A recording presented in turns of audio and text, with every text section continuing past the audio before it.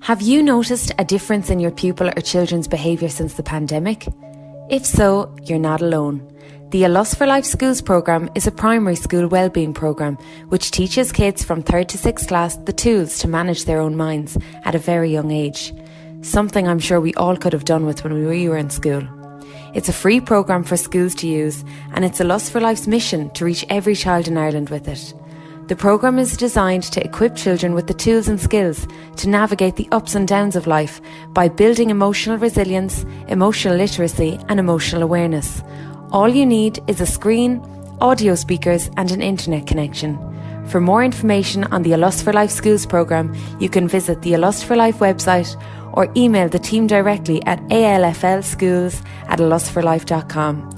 If you would like to provide future generations in Ireland with the resources to be effective guardians of their own minds, then the A Loss for Life Schools programme is for you.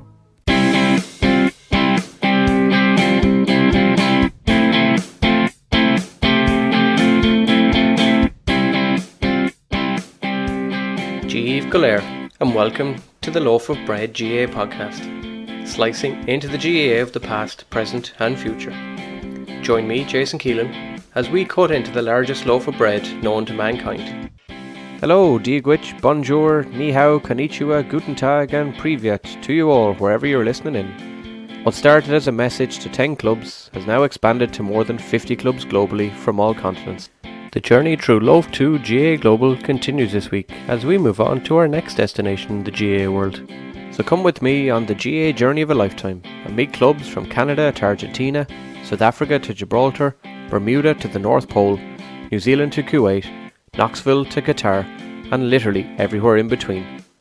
So grab the passports, grab the bags, it's time to go.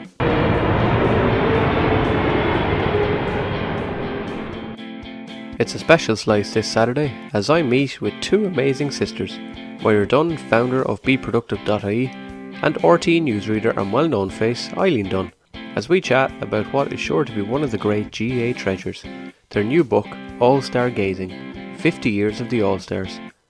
We chat about the legacy of their father Mick, a GAA journalist and correspondent and co-founder of the award ceremony, the incredible array of historical GAA records he kept, all-star experiences and tasty desserts, links to Westmeath, special chats with the Bonners, Eddie Keher and others, the All-Star Toronto Ring, and whether we will see Bryan Dobson and co promoting the book on the 6 o'clock news. A wonderful chat about a book which will capture the hearts and minds of any GAA fan of all ages. But first, as is tradition, let's have a quick step back and have a look at the GAA All-Stars. Bon Sultas.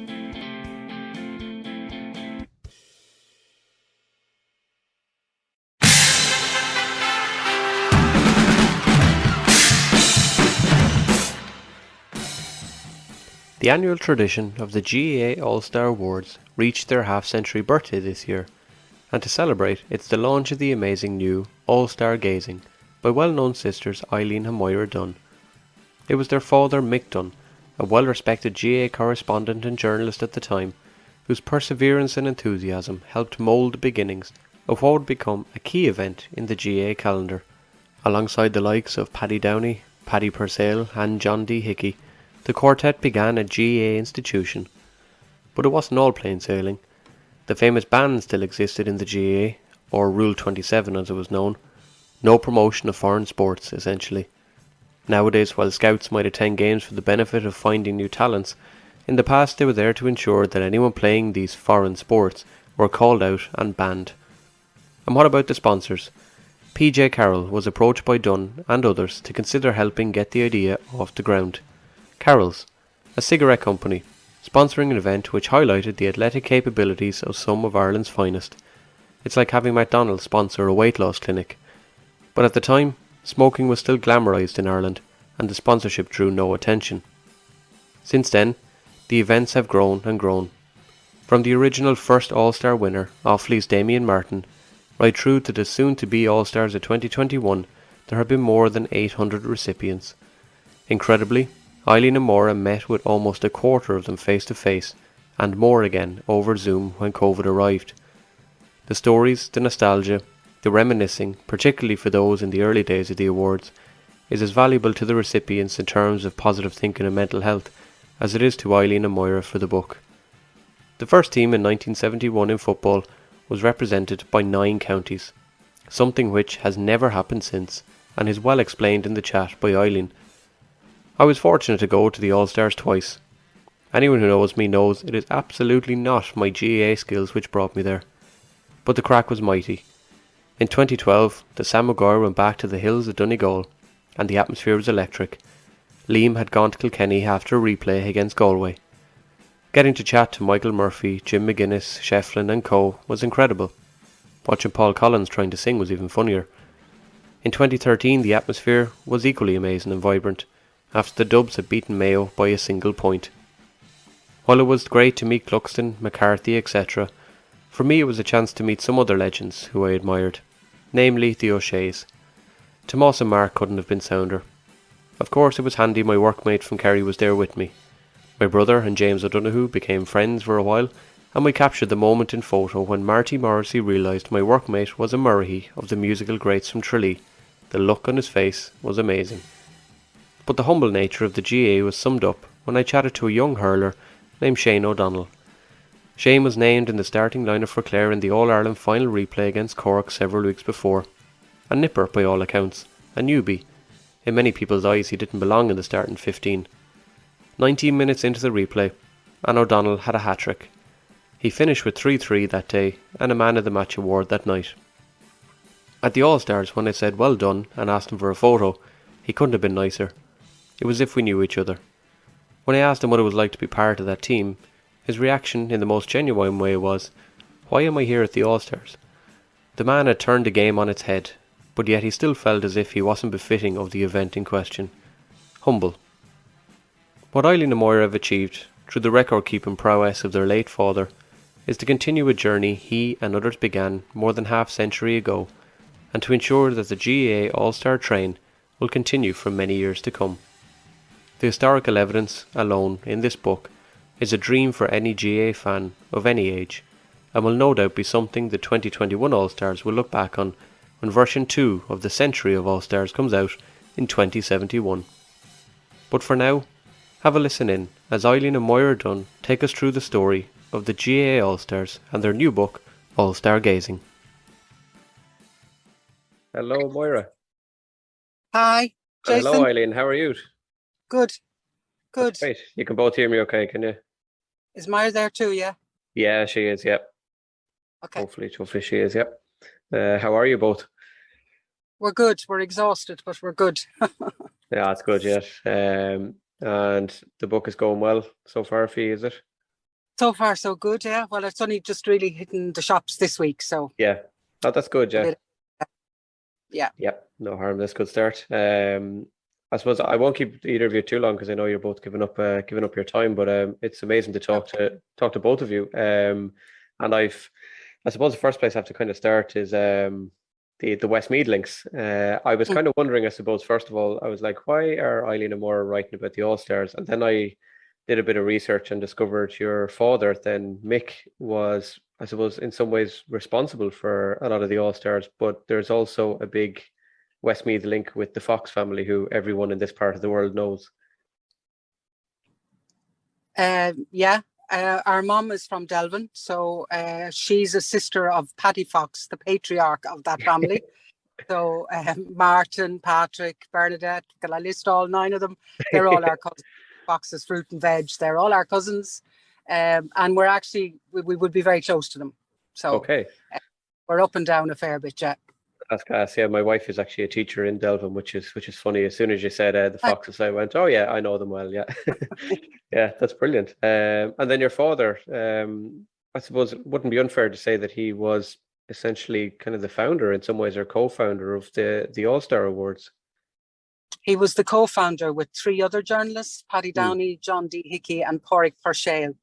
And it was, but I suppose Daddy got the idea of traveling in the States himself, where he would see all-star teams being recognized and players being recognized.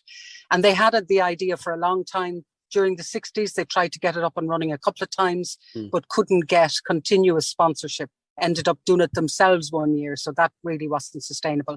But they never gave up on it. And they got an opportunity in April 1971. They were at a sevens match a sevens tournament in Belfield that was being run by the late Eugene McGee. And it was being sponsored by Carroll's, whose PRO was Pat Heenahan. And they approached Pat with their idea and he jumped at it immediately. And the rest is history. Yeah, I was reading a little bit about the Carroll sponsorship, and it struck me, I suppose. I was like, it's very unusual to have had a cigarette company sponsoring such an athletic awards in some ways, but I think times were a bit different back then. Would that be fair to say? Totally, yeah. Is Moira there? She is, yeah. She has arrived, yeah. Come on, yeah. Yeah, so totally, yeah. And I mean, there's stories of the flights, where they were dishing out free cigarettes and somebody else was coming from Offaly with Tullamore Dew whiskey and Irish mist, and just so different. The times were so different, yeah. And the way that they squared it with the GAA was that it was the journalists who were being sponsored to run the scheme in those early years. So the GAA were happy that it wasn't players who were receiving direct sponsorship. So that's how they kind of got around that. Okay. And the original All-Stars 1971, I'm right in saying it was an Offaly man who received the first. Damien Martin was the first All-Star, right, if I remember, yeah. What about the contact with the players from the past? Was it difficult to get in touch with some? Were they fairly happy to chat?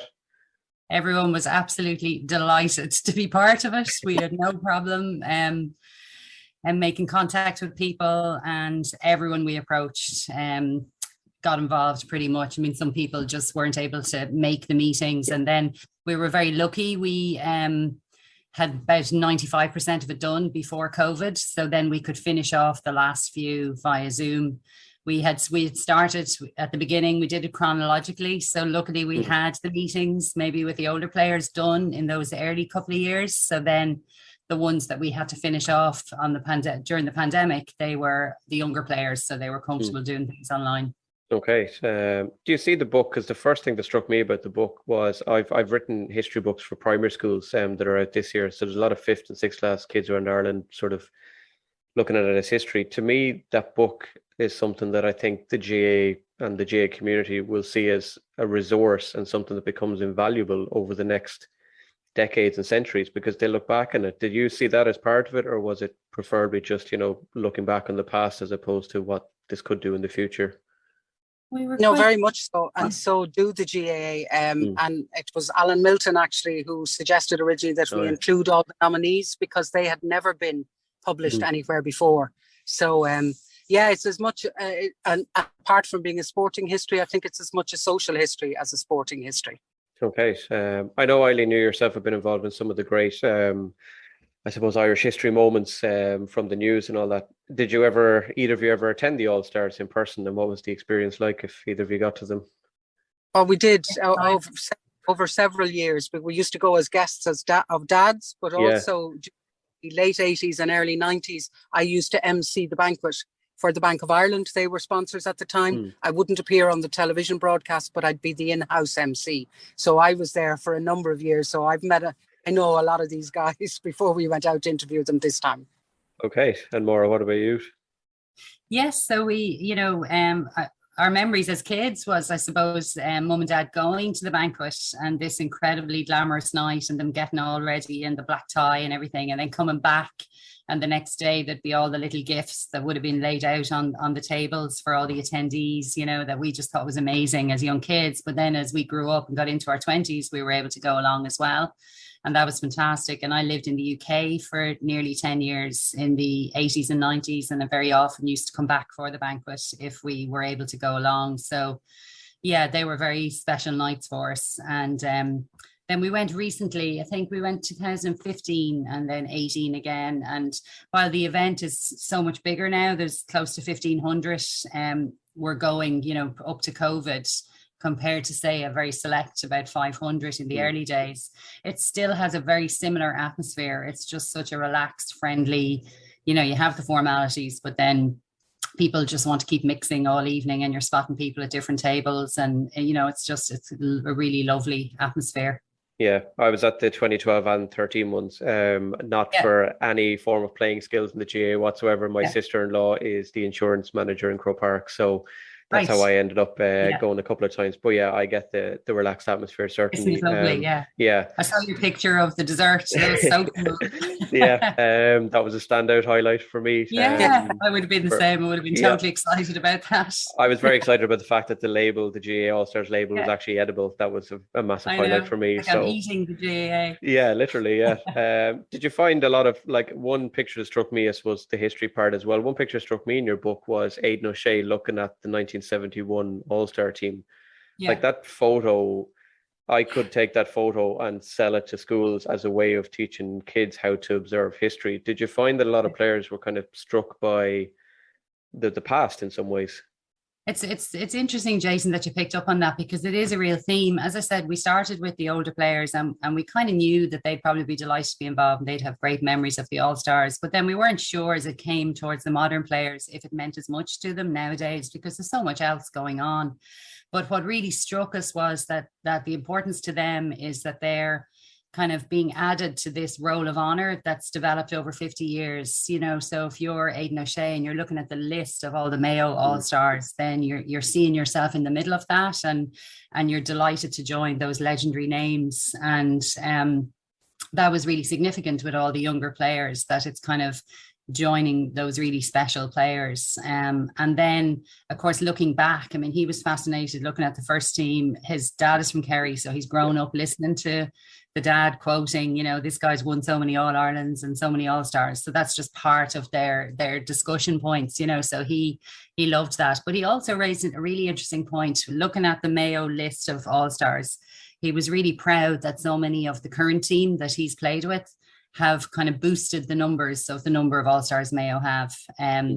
So, you know, in recent times, that number's jumped up, and that's due to the team that he's in. So he kind of was really proud of that as well, you know, that it's not just about the legends, it's that the current players have really added to that history. So that meant a lot to them. That's good, yes. Your father, I suppose, I put my hand up and said I didn't know a whole lot about your father until very recently when I saw the book advertised. I said, I'm dying to find out more. And when I went looking to him, obviously I've now discovered that he was one of the most respected human beings in the country at one point. And one thing I suppose that I started to do over the last few months is try and link a lot of the GAA clubs around the world together and bring them a bit closer to home. And your father was huge for doing that, which I didn't realize. Like the picture in the book of him in San Francisco in the Balboa press box and all this. Did he speak much, Eileen, about the GAA kind of globally to you guys?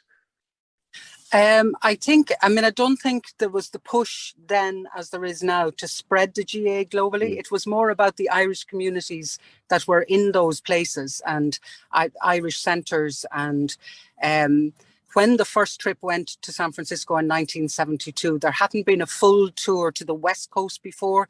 Teams had gone and played on the East Coast, and they used to have the Cardinal Cushing games in Boston during the 60s.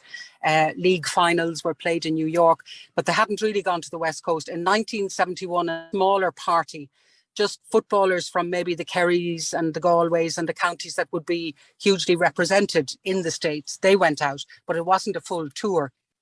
But the reaction to that trip was so good that when they started thinking about an all-star tour, then San Francisco was chosen. And it just meant so much to the Irish diaspora over there. And that's what's happening now with the new diaspora. The focus now is on places like Dubai and, you know, but that wasn't the case in Dad's day. Maybe when the international rules started and they went to Australia, I remember him going on the first international rules trip, and he came home too, just as excited about it as he would have been about any of the American trips. But there was no focus then on sort of the Middle East and that, because there wasn't an Irish presence there at the time. Yeah, it's something it's funny you mentioned the Middle East. They're the only set of clubs, I think, in the entire world that I've talked out of about 80 clubs that they're essentially Irish. There is very little players from abroad on it. But yeah, was one of my favorite parts, funny enough, was actually reading about your dad's sort of trips, and particularly the real evidence that you guys have, like for, I know I keep coming back to history part, but for like a teacher or anybody, the stuff you have in it is utterly invaluable. Like the book in itself, regardless of whether you want to look at the pictures of the All-Stars and read what the players said, you've got potentially one of the best history books of the modern time, I think, for sport in many ways. Would you say that's fair, Moira? Well, yeah, he was secretary of the scheme. So he kept all these files, and he was meticulous in his record keeping. And his major records are in the GAA Museum anyway. But this was something that Moira discovered that we didn't even realize we had. So let her take up the story from there. Yeah, I mean, it's great to get that feedback, Jason, and that's been the reaction over the last week, because really it's only in the last week people have started seeing it. And certainly Cian Murphy, who's on the GAA History Committee, has given us a similar reaction. He said it's just a really important part of GAA history now, and also the president said that as well. As we were kind of going through those records when we discovered them, initially it was like, oh, let's write a book to mark the 50 years and maybe we'll just talk about each year and give the stats and, you know, make it a kind of a definitive reference book. But then as we started going through all the material and looking into the tours and then talking to players and see how much it meant to them, and then it was like, well, let's really look at, you know, how it all did happen and what was the world like in 1971. I mean, the thing that struck me was that they got the approval to set up this very glamorous scheme and to have these tours, something so incredibly exciting, just a few months after the GAA had lifted the ban on foreign players, you know, playing GAA or even attending other kinds of codes of sport. So, you know, that kind of, you know, positions it that it was, you know, it was still a very traditional association at that time, but yet these journalists got the association to agree to this very glamorous scheme. So that really fascinated me. And then obviously, as we started pulling all the information together, you realized, yeah, there's a lot of useful historical stuff here. So then it was just about doing it. But now that it's all together, I'm just delighted that it is all in one place and it now is being viewed as a reference document. And as you say, you know, from your teaching perspective, you can see people accessing it over the years. So, and it's, you know, it's by no means, you know, the definitive. There'll be facts and figures that people will have that, you know, we welcome them to tell us, and we've got a website, allstargazing.com. We're going to get a section on that in time where people can, you know, submit in their facts and figures, and we'll keep a listing and keep gathering information. And we'd look to, you know, keep updating it every few years as that GAA, I suppose, chronicle comes together, you know. Yeah, that's a good, I was going to kind of say that to you because like, the potential to create like a living archive, as I would call it, is probably incredible because like even I think my standout memory from the 2013 and 2012 All-Stars is when Shane O'Donnell, who had just fired in a hat-trick in the All-Ireland final as this like unknown kid, I met him at the All-Stars and I said, I was kind of nervous and I was like, you know, any chance of getting a photo? And his first response was, he was as nervous as I was. And he said to me, he was like, why am I here? Like it was totally lost on him, the fact that he was at the All-Stars. He was like this, you know, totally lost child in the middle of a sea of stars, but yet he was the center of attention. So it opens up a lot. And when I'd say he looks back, if he reads the book and he looks back and he'll think, God, you know, this is something I was part of as well. So opening it up, of course, I'll submit my photo of my dessert, which would be a highlight of any All-Star event as well. Yeah. So you've got and of course, the great thing is that it's a living scheme. I mean, the 51st All-Star teams are just about to be announced in a few weeks' time. So every year there's going to be new stats. And that's the lovely thing. Every year the teams are announced. You get all the journalists analysing and rerunning their records. And this is the first person to do this. Or now we've got a father and son in the same position. You know, so there's always, it kind of gets an injection of life every year as the new stats come out and get added to the history.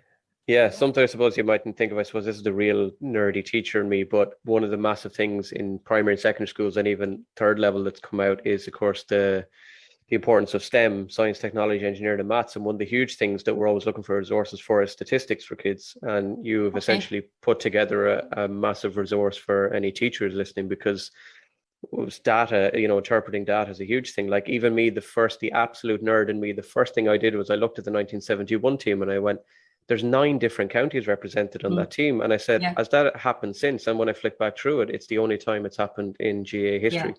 So, you know, you've got so much there as well. And maybe on your own kind of thoughts on the All-Stars, like in recent times, it's very much become dominated by Dublin or Tyrone or whoever. Have the All-Stars changed in your time of going through it in that kind of sense, that it's not maybe as spread out as it might have been in like the 70s or 80s, even though they were dominated by Kerry, etc. You know, they're not as spread out anymore. Would you feel like that? Yeah, I think there was a conscious effort, and there were, so say somebody like Andy McCallan, who was on that first team from Antrim, but he played Railway Cup, and the Railway Cups were very prominent at that time. So he played for Ulster alongside Sean O'Neill, and that's where he reckons he got the recognition and how he ended up on the All-Star team. So yeah, it's and a lot of people would say that it's basically the 4 semi-finalists who dominate, and probably the 2 finalists who dominate more than anything. But then that changes, because if you read through our thing, we're talking about Dublin catching up on Kerry in the last number of years, but those statistics are not going to change very much this year. Yeah, exactly. Yeah. And do you yourselves, I suppose, do you look at the All-Stars as a sense of kind of keeping your father's memory alive, because it's something that's obviously going to continue as a fantastic tradition in the GAA every year? Is it do you kind of look at it with a sense of, our father did this, in many ways? I know the Cuchulainn Awards were kind of around, but our father essentially, along with 3 others, is responsible for this biggest event in the calendar outside the All-Ireland. Yeah, what was important to us was really, or important for us, was to establish that it was 4 journalists who started the scheme.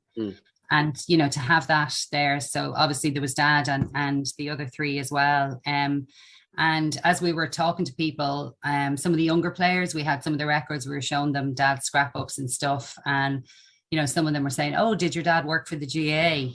Because they didn't know that it was journalists who started it, because I suppose the GAA pretty much run it now. They've adopted it and kept it going, really. But it was important to us to have that written down, that it was the 4 journalists. So Pádraig Purcell, Paddy Downey and John D. Hickey, as well as Dad. And I think even for the journalists today, that's nice as well, that it's established that it was very much a journalist scheme. So that was the important thing, really. Obviously, it's lovely to show Dad's involvement and just even, not so much for keeping his memory alive, but just to have all those records kind of all pulled together and collated that everybody can enjoy. So they're not still sitting in that dusty box where, they're just not being seen. So we're really proud of that other people can use them. People can use them as a reference point. And that would have given him the most pleasure. It really would, that all that information that he kept and gathered, that other people can use it. He would be delighted with that. Yeah, that's brilliant. Sorry, Eileen, go on. He done it himself if he was still around with the 50th anniversary. But I think it is also important, as Moira says, for today's journalists, and to acknowledge the work that they put into it, because obviously every time a team is produced, it's criticised by someone, but they do actually put an awful lot as selectors in over the year. They're called upon a couple of times to submit lists and revise them, and then it comes to the actual selection process, which is happening around now. But any of them, and particularly the guys, say like Michael Lester and Martin Brettany, recently retired, but they've been on those committees for over 30 years, and it's been a big part of their lives too. That's fantastic. Yes. This is kind of a random one, but is there a chat that you had with any All-Star that you kind of went, I really thought that was, a funny story, or that was, just brilliant to hear? Moira, was there anything that stood out for you out of any of the hundreds of chats? Where would you start? Honestly, nearly every one was, just in different ways, I suppose some of the standout ones were where we might have got 2 or 3 All-Stars together, and then, one memory would spark another person's memory, and one guy'd start telling a story, and then someone else would take it up. And when we met the 3 Bonners, that was kind of an epic afternoon, because they arrived with All-Star jackets and jumpers, and obviously their trophies, and just so much memorabilia. They had gone to the effort of digging it all out and bringing it, and they had one of those rings that the winners were given when the All-Stars went to Toronto and they played in the Sky Dome. I don't know if you got to that point in the book yet, but that was a tour that had a lot of finance behind it. A Canadian businessman put up a lot of money for that tour, so that kind of brought things up to a new level. And the winners of the exhibition match were given these massive gold rings with a ruby in it, like the way the US Super Bowl have these winners rings. And we had heard, that would happen. Somebody would mention something and we're going, oh, we didn't know about that. Somebody mentioned a ring and we're like, what are they talking about? But then the Bonners arrived with the ring. So you're like, oh, that's the ring. So this was happening all the way along. And so that afternoon was brilliant, because the 3 of them started telling stories, and like one would be telling something and the other guy would be going, I never knew that happened. I'm learning things about those trips as well, So that was great fun. And then I'll always remember as well, we went to Kilkenny and we met Frank Cummins and Eddie Kerr and Noel Skeegan. we met the three of them together, and that was quite early on actually, and just had a great time. And of course they would have been very friendly with Dad at the time in their careers, but they were telling us stories. And then we were heading over the next day to Limerick to meet Pat Hartigan and Eamon Cregan, so we were kind of being given a message from Eddie Keher to bring over to Pat Hartigan, crossing from one county to another. So that was really special. And I remember we kind of took the back roads from one county over to the other. And I remember it was in my head that, I was kind of following my dad's footsteps, that he would have done that, because he used to go off for, he ran this program, Gaelic Sport, was it? Gaelic, what was it? The Saturday? Gaelic Stadium on a Saturday afternoon. And before the All-Ireland finals, a couple of weeks beforehand, he'd go off to both camps, of the teams that were in the finals, and he'd go from one to the other and do interviews and everything. So you really he was the essential up for the match. He was the original up for the match, basically. Yeah. It was on in the afternoon before the finals. So yeah, it was lovely to feel that you were kind of retracing the steps. But those stories were just great, and as we said earlier, just the reception we got from people was fantastic and really encouraging. When you're early on in a project, sometimes you're thinking, are we daft? Why are we doing this? But when you'd meet someone and you'd just get this energy from the interaction, and that'd encourage you to keep going then. Yeah, I think every GA person, if they're... Sorry, Eileen, go on it. Sorry, some of the older guys, you'd kind of contact them and they'd say, oh, I can't remember very much about that and I don't really know. And then you'd know that by the time they came to meet you, they had been reflecting on it, maybe talking about it, and they'd suddenly, recall all these stories that they probably hadn't thought about themselves for years and years, so. Yeah. There's probably a part of, I know, Moira, you're involved in the wellness part with Be Productive. There's probably a sense in some ways that, like Eileen said, the maybe elderly people who were involved in the All-Stars in the past, or the slightly older generation, that you opened up a side to the mental health of it that maybe was quite positive for them, that they hadn't thought about. And as Eileen said, it could have been forever in many ways.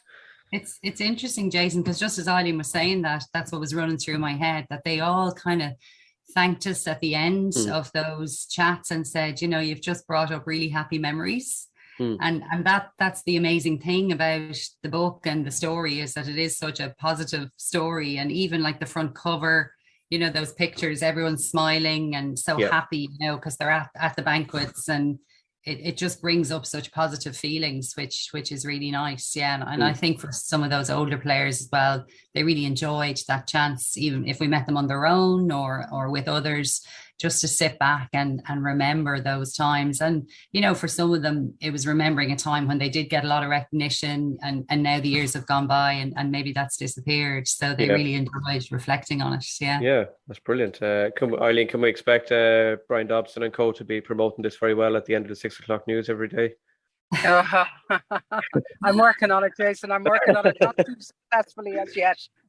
Okay, we'll leave it to it. Des Cahill did a piece on Saturday. I don't know if you heard it on Saturday Sport after the rugby. It's because Michael McIntyre came to the launch, so he got interviewed with McCarthy. He got interviewed with a lot of the players. So it's worth going back and have a listen to it, because you'll get some lovely quotes from the players who were there. Oh, I must do after the rugby on Saturday now. All there was to be done was dancing around the house is all I was doing after the rugby on Saturday. So I didn't have much else. It's right at the end of the recording on playback. Yeah, I must have a listen to it. What's the uptake going to be like, Eileen, out in Inishmaan? Oh, huge. You've done your research, Jason, as well. I did. I suppose I would be a fan. Eileen would be a nice way of saying it, and I had a linkling that there was the Gaelga was in there as well. I suppose being a primary school teacher, and I spotted the link to Inishmaan as well. So I presume the sales will be massive out in Inishmaan. Hopefully, rocking. Yeah. Exactly. Yeah. The last thing I suppose I want to ask the two, because I know I don't want to take up all your day, but where should the GA and global community go and purchase the book? Well, the book is available on our website that we've set up, dedicated to allstargazing.com. You can get it on .com or .ie. They're both connected, so you can purchase the book there. It's also available in all the bookshops, and we believe it's just landed in Eason's today. So Brilliant. At some stage this afternoon, I'm going to head into Eason's and have that moment where we see the book on the shelf. Oh, brilliant! I live near enough to an Eason's here in Mullingar, so I might pop down myself when I'm in town after. Yeah, so mind you, but there's an independent one there too, isn't there? an independent bookshop? There is Just Books. Yes, there is right across the road. Yeah, I was trying to think there. I was like, what is the name of them? Yeah, they're right across the road. I'll have to check out both actually. Just whichever one comes first on the street, I'll pop into. So, is there anything else about the book that the person who is in Easton's and staring at the bookshelf at all the GAA books, what would you encourage, or why would you encourage them to pick up the All-Star Gazing one? Because it's fantastic. Yeah, because it gives you such a breadth of, from players from 50 years ago right up to today's players, and just how the whole thing has changed, but how it has changed but still remains the same. And the thing that we keep coming back to, GAA family, and it's actually about more than just the games. Brilliant. Thank you very much, ladies. I have to say a huge thanks for taking your time, and I hope I haven't taken up too much of your time myself, but it's been an absolute pleasure talking to both of you, and I wish you every success with the book. And anyone who's listening, you will spot the cover a mile away because it stands out completely different from anything else. And I encourage anyone who has any interest in the GAA to absolutely buy a copy of it. You will be very thanked on Christmas morning if you bought it for somebody, I'm sure, for certain. But Eileen and Moira, I have to say a huge thank you, and Gurmila Margaret, and I will keep in touch with you guys, and I hope the book goes so well for you. I wish you every success with it. Thanks, Jason. Jason. We'll see you in Mullingar sometime. Anytime Indeed. You're down in Fox's Fruit and Veg, give me a shout. I'm always around. There you go. Yeah. Will do. Thank you, ladies. Slán. Welcome. Bye. Slán, take care. And you can find the All-Star Gazing book celebrating 50 years of the All-Stars at any good bookstore and at Easton's, and at allstargazing.ie. Find the podcast on Instagram, on Facebook, on Twitter, and on TikTok. Email loafofbreadpod@gmail.com, or just simply hit the follow button and spread the word of the Loaf of Bread GAA pod across the globe. Slán agaí.